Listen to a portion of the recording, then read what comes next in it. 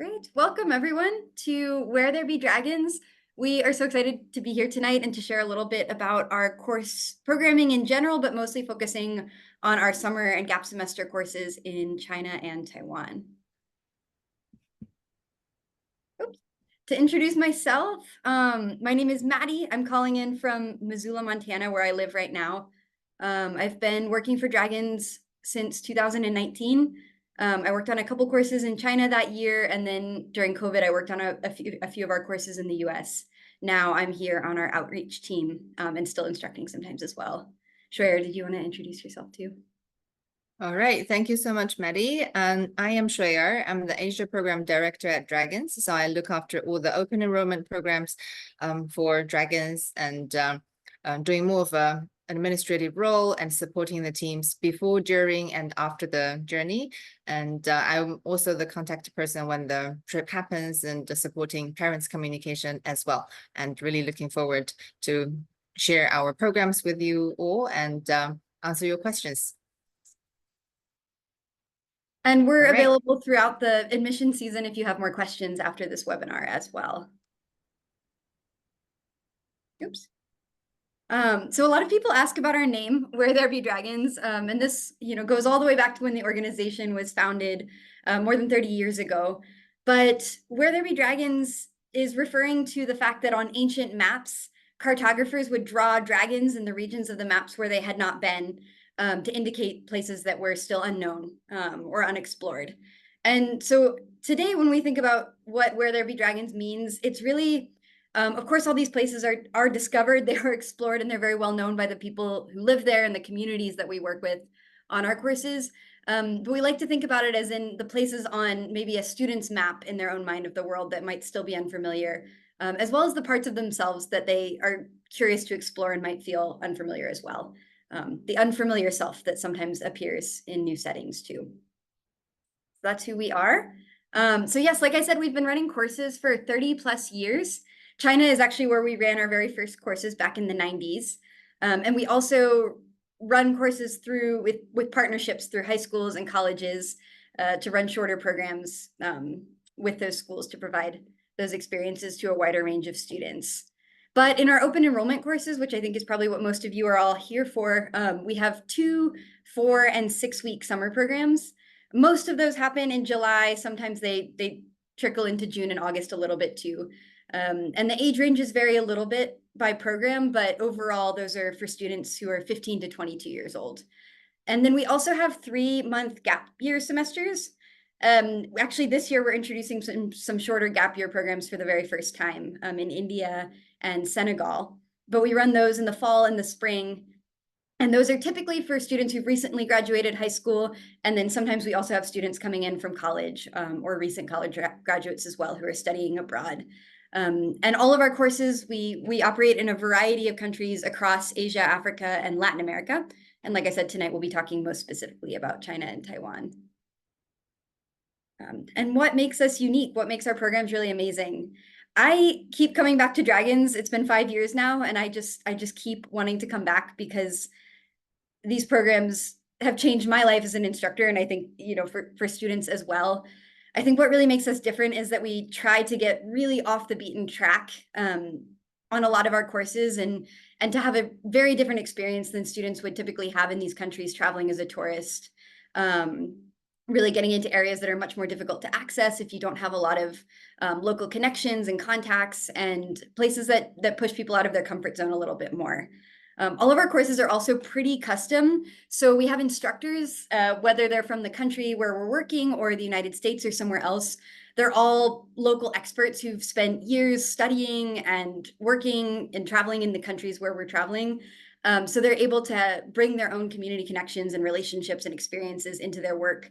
And that also means that every time we're kind of designing the itinerary anew. There's always going to be similarities. There's going to be program components that come back year after year.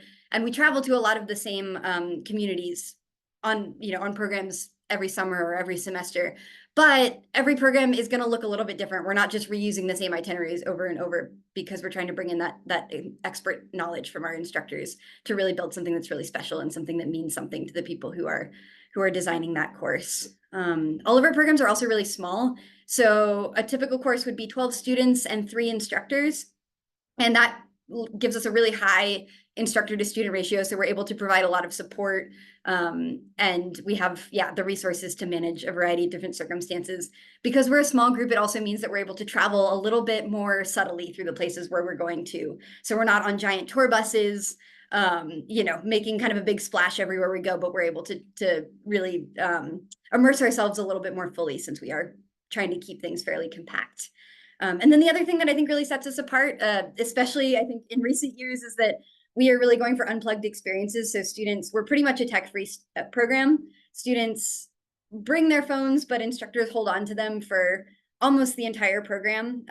Students might have opportunities here and there to call home, but in general, we try to keep our courses as tech-free as possible.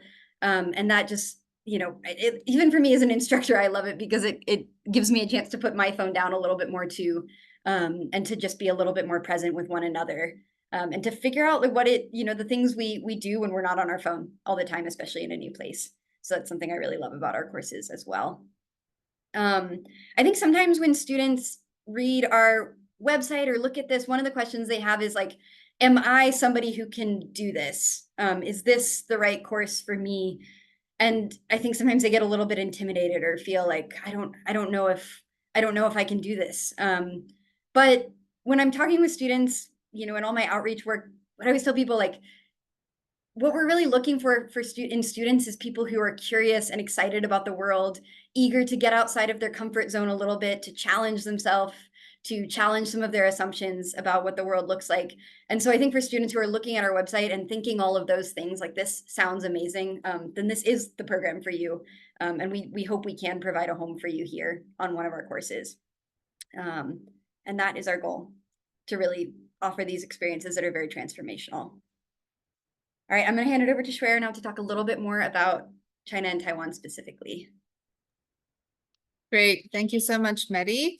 And as Maddie mentioned earlier, 30 years ago, Dragons had its very first program in China. So as you can imagine, China holds a very special place in Dragons, and we have a very big and strong network of communities, homestay families, language teachers, ISP mentors, and curriculum resources to support our programming here.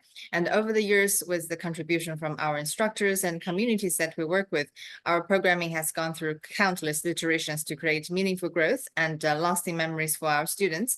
But despite the changes, learning Mandarin remains the main theme for our programming here. And after a 4-year pause due to the pandemic, we relaunched our Mandarin language intensive program in China this past summer and had run 3 cohorts consecutively, simultaneously, and are extremely excited to welcome more students to China in the coming years. And next summer, we will offer 2 different lengths for our Mandarin language intensive program. There will be a 4-week option and a 6-week option. And next, I'm going to talk a little bit about this, the similarities and differences in those programs. Right, if we can. Perfect. And so the program structures for those 2 options will be the same. So the student will start with an orientation when they land, and then transition into the first homestay, and followed by an excursion, and then go into a second homestay, and then followed by the student-led expedition. And then before they go home, the group will gather together to do a transference to prepare their journey home. So the general program structure are the same. And the structure during the homestay is also roughly the same. So the students will be taking language classes in the morning and doing what we call an ISP, which is independent study projects. So the student will have an opportunity to choose something they are really interested or passionate about for the location in China and pick it up. So some examples are calligraphy, cooking, or traditional dances. So whatever the students are interested in, then we will pair them up with a local mentor. And then in the afternoon, student will spend some time learning that specific thing that they are passionate about with a local mentor. So the structure for the homestay is roughly the same. And the format of the language lessons are the same. So students will be taking 2 to 3 hours of language instructions every day, which is provided by professional Mandarin teachers we've worked with for many, many years.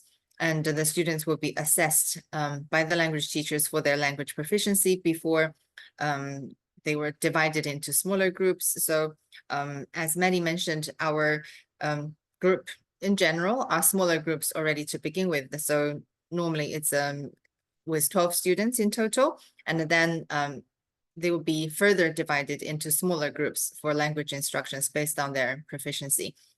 And then the students will be having one urban homestay and one rural homestay.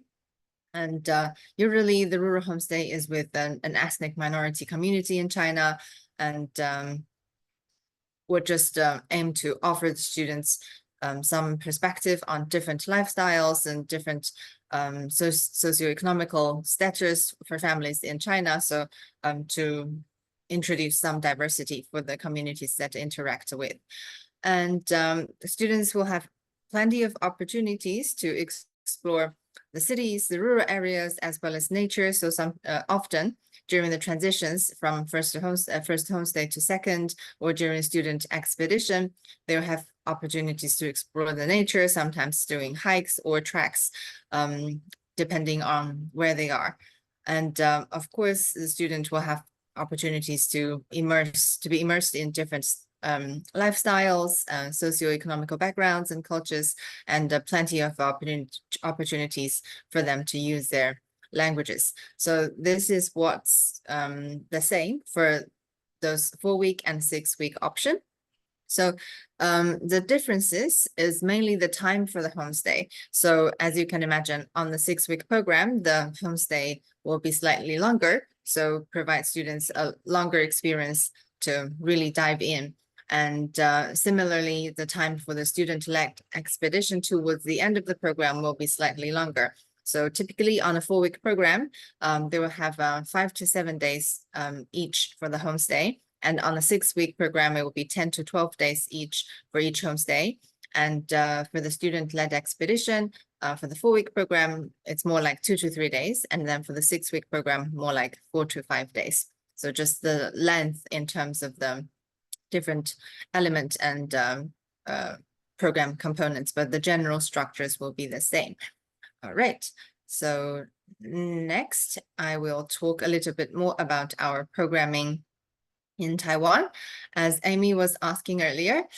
So we started our programming in Taiwan about 6 years ago to add another Mandarin speaking location on our program map. And Taiwan's rich and layered history and its complicated identity offer students a unique perspective on Mandarin learning.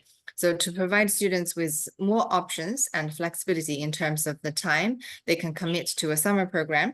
So next year we will offer a 2-week Mandarin program, Mandarin language intensive program in Taiwan instead of a 4-week one. And we are also very excited to introduce a brand new summer program in Taiwan next year, which is re-envisioning entrepreneurship, which will be a 3-week program. All right, so then I will dive in to the details of those programs a little more. Okay, so the Mandarin language intensive program still focuses on learning and improving Mandarin through immersive experiences. The general program structure stays the same as our 4-week language programs. It will start with an orientation, and then students will head into a homestay where they will have the daily language instructions in the morning and participate in activities carefully chosen and crafted for them to apply the language they've learned, such as ISP or its learning service activities in the community. And after the homestay, there will be a short student-led expedition followed by a transference before the program ends. So it generally follows the same structure as our 4-week language program. For the re-envisioning entrepreneurship program. It is less focused on language learning, but aimed at building transferable professional skills for the future. Students will be paired up with an organization in the field of their interest. With the support of a mentor from the organization, students will complete a series of well-designed tasks and explore a selected field of interest within the professional landscape of Asia. So they will gain insight into how companies and organizations function within a different cultural framework and develop cross-cultural communication skills by interacting with the professionals and peers in a new environment, and of course, practicing Mandarin in those settings. Build a global perspective by analyzing the differences and similarities in organizational dynamics, and also immerse themselves in the diverse work and cultural practices in Taiwan. So that will be the focus and the general direction the reinvention, the entrepreneurship program will be taken. So the program will also begin with an orientation. The students will be paired up with an organization or a company for a week. And during the day, the student will spend time with their mentoring organization or company. And in the evening, they will attend interesting professional gatherings in Taipei with their instructors and peers. So there is no homestay on this program, and the students will stay together in accommodations throughout the program, such as guest houses and hostels, and but it will be a group accommodation rather than individual homestays. So during the week of the placement, students will be in Taipei. After the placement, the group will have excursions around Taipei to experience the diverse culture that Taiwan has to offer. And before the program ends, instead of a student-led expedition, students will gather together to present their learnings and findings at their organizations, and also to have a transference to reflect on the whole journey before they go home. So those are the sort of more details and the directions of those two types of programs we'll be offering in Taiwan next year. All right. I know that it's a lot of information, and we will dedicate some time towards the end of the webinar for questions. So please bear with us, and I will do a little more talking for now. All right, so then moving on, I'm going to talk a little bit more about some of the frequently asked program components to give you some idea about those elements on our program. So the first one, and which is also one we get a lot of questions about, is homestay. So if there is a homestay on a program, we aim to place one student in one home.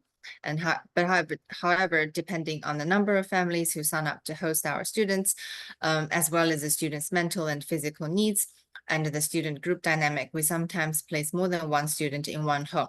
So it changes depending on where the students are at as well. Students will have their own room in the homestay. If we place more than one student in a home, they might need to share a room sometimes.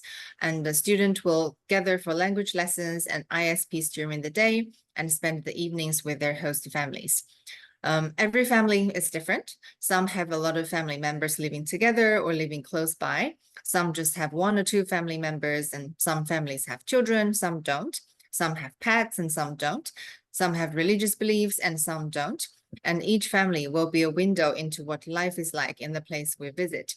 And we encourage our students to have an open mind about all different types of families and learn from each other. Many parents also ask how we find our host families and how we vet them. Normally, the way we start working with the community is by introduction from someone within the Dragons community. Like a former instructor or a language teacher, or someone who has a connection with Dragons and understands what we do. So collaboration often starts with one family in the community. Then through recommendations by the families that we've worked with and trusted, we recruit more host families. Before we send students to a family, we provide them with the training on our health and safety protocols and risk management tools, etc. And they know what to do in different situations. All right, so the picture you see now is our homestay in Yunnan province in China. And they are one of the longest hosting communities that we work with. It's a Naxi ethnic minority group. And this is our instructor at the time cooking with the host mom, which is really sweet. And this picture now you're seeing is gratitude gathering for our Taiwan homestay after last summer. So they're sharing the cards they've made for each other. All right, then going on, continuing. So another important program component, as I've mentioned earlier, is ISP. So it's Independent Study Project. So in our programs, during the urban homestay section, students have an opportunity to take on independent study projects, which is short for ISP. So a few popular ISPs are Kung Fu, calligraphy, cooking, tea ceremony, pottery making, etc. Judging by the name, the student will choose a subject that they are interested in, and we will find a local mentor to teach the students. So if a few students are interested in the same thing, and they will be paired up with the same mentor, so it will become more of a group lesson rather than individual, but they still get to kind of explore the thing they choose to explore and learn more about. So this is a Kung Fu lesson, and the next slide. And it's a calligraphy lesson in Kunming. Right. And moving on. During the rural homestay, student will have an opportunity to explore another program component, which is learning service. So we work closely with communities that we're staying in and create opportunities for students to learn more about the community through hands-on activities. So the picture you see now is students helping local farmers in Zhenxibao in Taiwan during the cabbage harvesting season. And the next picture is a group of students helping in a community center in Yilan to cook meals for the elderly in the community. So they get a deeper understanding of how the community is supporting people in need in the community, and but through hands-on activities that we do. All right. Next, another heavyweight program component on the China and Taiwan programs are language learning. So as I mentioned earlier, the students will be divided into small groups for language instructions. So roughly they will have 2 to 3 hours of daily language lessons provided by professional Mandarin teachers. And during the time of the homestay, so whether it's the rural homestay or the urban homestay, they will have the language lessons in the morning and then do ISB in the afternoon, but they won't have language lessons when they are traveling. So the language lessons will happen during the homestay section, and language teacher will assess their ability and divide them into smaller groups for more tailored instructions. And the lessons are designed in line with the program activities and itinerary to basically for them to be able to use the language easily and to practice what they've learned into the daily life. And they have a lot of opportunities to use and practice language with homestay families and other locals that they encounter along their way. So this is a group having a language lesson in Taiwan. And one extra thing to say is that the language instruction focuses more on spoken language rather than writing. And because, and also there is slightly different between the language we taught in China and Taiwan. So in China, we use simplified characters. In Taiwan, we use traditional characters. So that's why we don't focus on writing. Instead, we focus on speaking. So then that reduces the difficulty for students to pick up a new writing system if it's not something that you've learned before. So then I guess also encourages students to participate if you've been taught in a different system before you arrive, but if it's just the spoken language, then you can still pick up new phrases and new sentences as you learn. So that's language learning. And next slide is also, it's our teacher teaching language in China in the rural homestay. Right. So next, so meals. Food is a big focus of all program, and a lot of students ask about food, what food we'll be eating, and it can be a bit daunting thinking about you'll be in a new place and eating completely different foods for extended periods of time. So we also get a lot of questions around meals and how meals will happen and what sort of food will be eaten on the trip. So meals are often shared, and it's family style meals where students will serve each other from large communal plates, whether they are in restaurants or at home.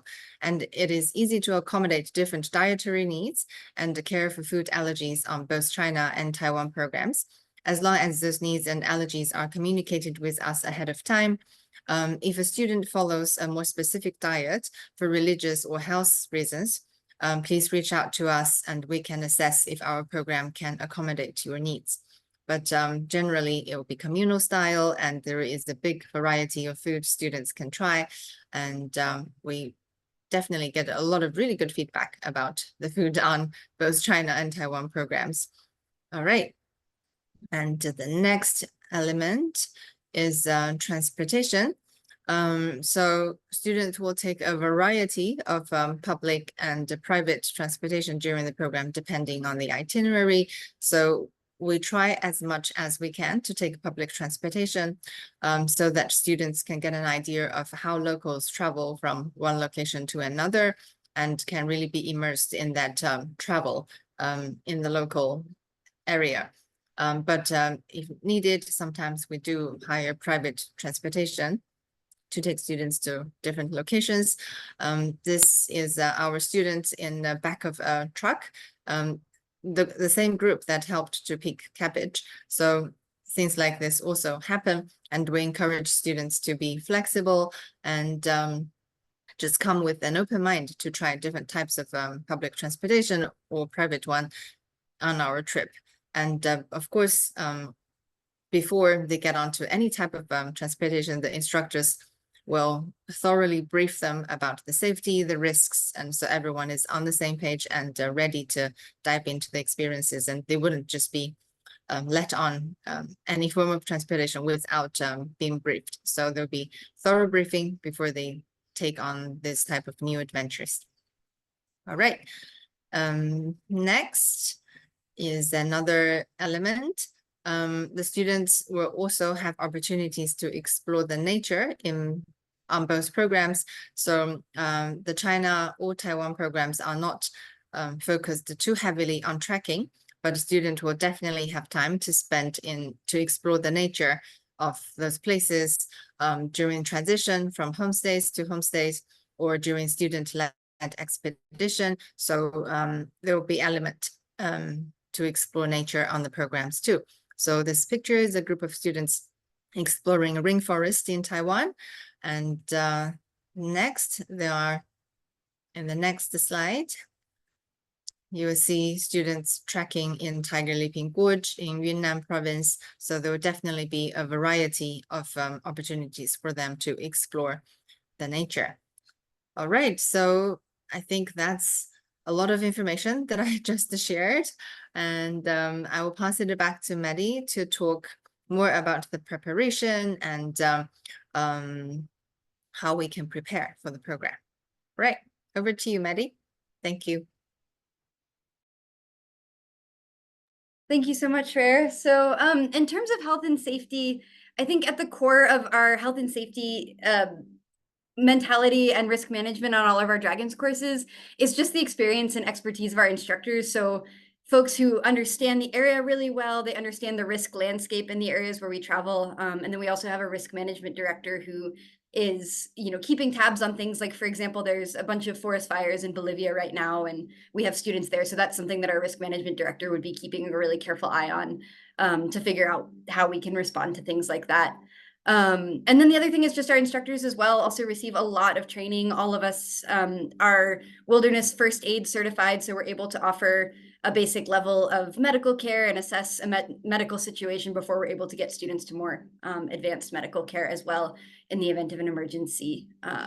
And then we also partner with an organization that provides evacuation insurance and is a great resource if we ever need to call in and talk to a doctor or get, some advice and feedback from medical professionals. We have that ability as well.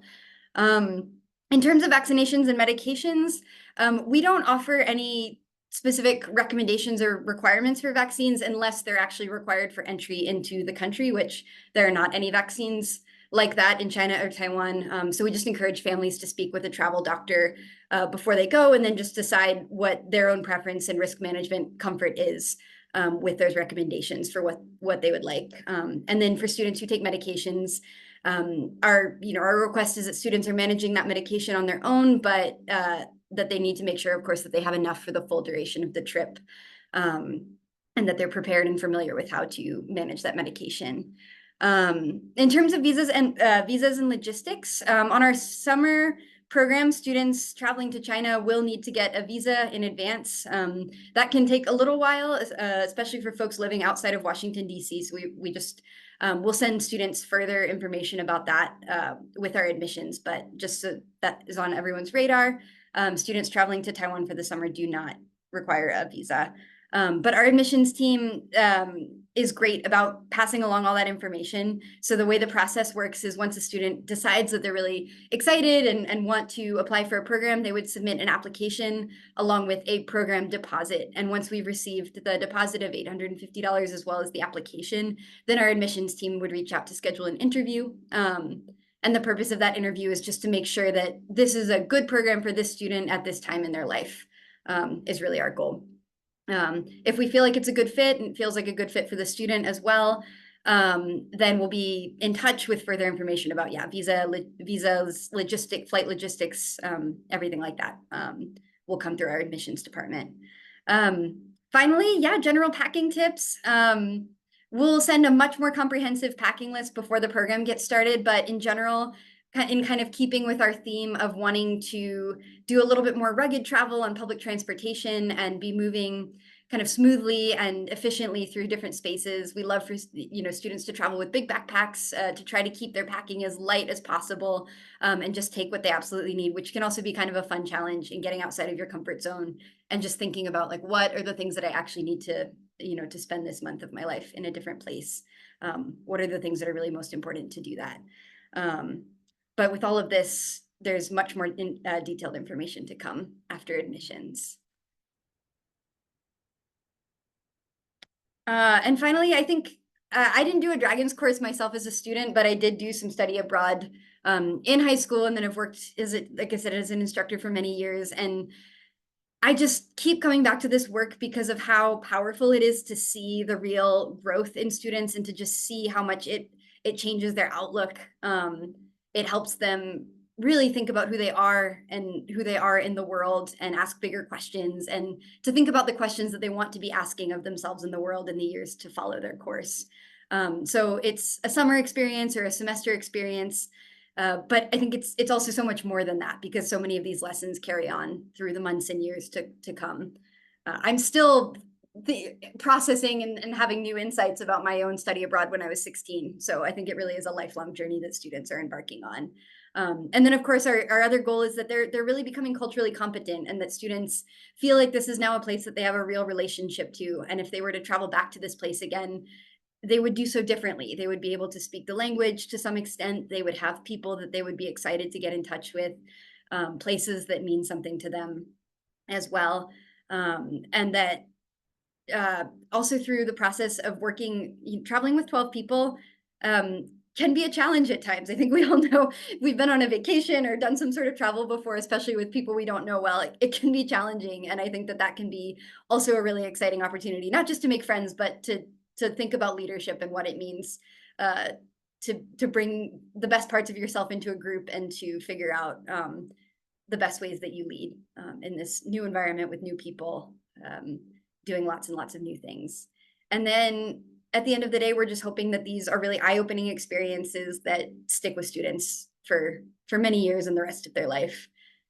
Spectacular, beautiful, fun, moving, so many different words that students use to describe these programs, and I think they're all very true.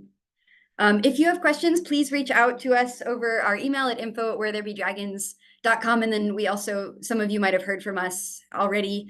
And please feel free to reach out to anyone who's reached out to you as well with questions. And we're always happy to schedule a phone call.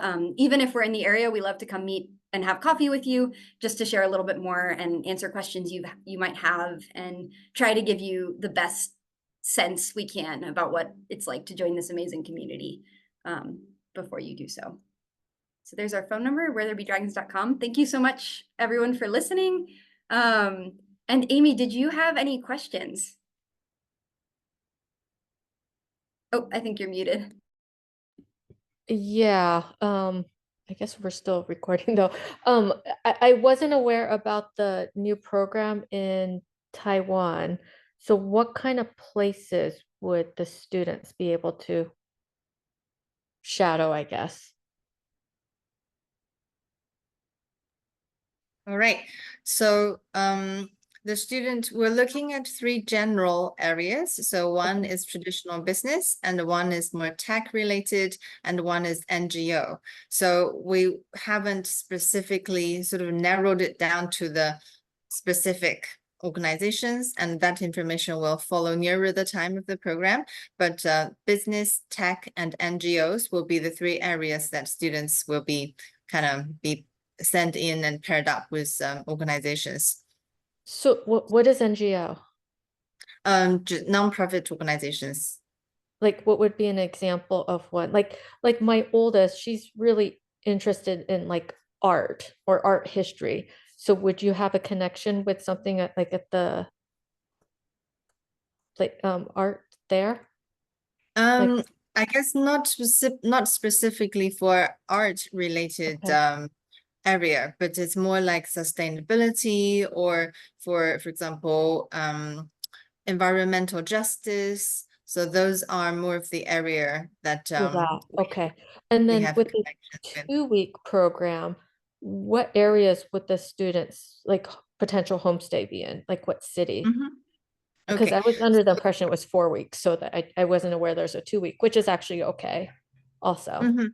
So for the 2-week program, so we have two homestay locations, and depending on which cohort you end up in. So there'll be one cohort going to Yilan to do their homestay, which Okay, is on the East Coast, and it's a sustainable farming community. And generally during the season, the students go. It's the harvesting season, so there is a lot of farm work happening in the field, and also the end of the rice farming cycle. So the okay, students will be able to live with local farmers and get a deep understanding of how sustainable farming work in the area, and actually just see the action happening in the field during the time. And another community is also on the East Coast, is further down in Taidong County, okay. which is with a Bunong indigenous Yeah, tribe. my family's from Taitung, so that's why I was curious. Okay, great. Yeah, So then so it's in Taidong with a Bunong indigenous tribe in Kanding. So do you know the place Kanding? yeah, yeah, Okay, so not far from Chishang. So like 1-2 stops on the train further down. And okay, yeah, there's a community in the mountain. okay, okay. And then okay, it's just some there's a lot to think about now. Okay. Um, okay, yeah. And I know I'm gonna have a lot more questions, but then I can reach out and I could set up the individual meeting Yeah, that way. absolutely. So yeah, feel free to reach out to info at, and we can answer any of the questions leading up to the preparation. Okay, sounds good. Thank you. And Okay. I'll also No be in problem. Boston in December, I believe. Yeah, December. So Okay. I'd be happy to meet for coffee. And I think we've already been in touch over email. So please feel Yeah, so I have your calendar, so I'll take a look and see what I can do. Yeah, great. Okay. And yeah, with the 2-week program, we just updated the website today. So that's very I know we had the 4-week program last summer, but this is just a very recent update Do on. you feel like 2 weeks would be sufficient for like a beginner to like really pick up the language? Because I know my daughter, she did an abroad program for 2 weeks in Japan. So she picked up very basic. but I was just wondering, for like, she had to attend an all-girls school, things like that. But your program, do you feel like they could pick it up really quickly with the 2 to 3 hours a day and then working in the fields, things like that? I guess I don't know like how to define picking up a lot, because I guess it Yeah. depends on where she's at and whether she had any foundation or Yeah, she doesn't have any foundations. Yeah. okay, so then I think with 2 to 3 hours every day, she will be able to pick up some basic communication phrases and be able to have basic conversation by the end of it. But I don't think it will go any further than Further that. than that. Even Whereas if she did like a 4 to 6 weeks in China, then it'll be different. it will be definitely, Yeah. yeah, Yeah. different. Okay. Okay. Yeah, I'll speak with her and just try to get an idea. Yeah, and then it could be just an exciting starting point to, Yes. if she's able to pick up a little bit, but really fall in love with Taiwan and everything, that it could be a She great. already, yeah, we took her there last year, so she wants to go back. So that's why we were thinking about this. So, Great. okay. Like Maddie Sounds said, good. it will be a good starting point. Yes, it will be. Thank you so much. Thank you. Thank you, Okay. Amy. Bye. Zaijian, bye. Stop recording. Okay, we can stop.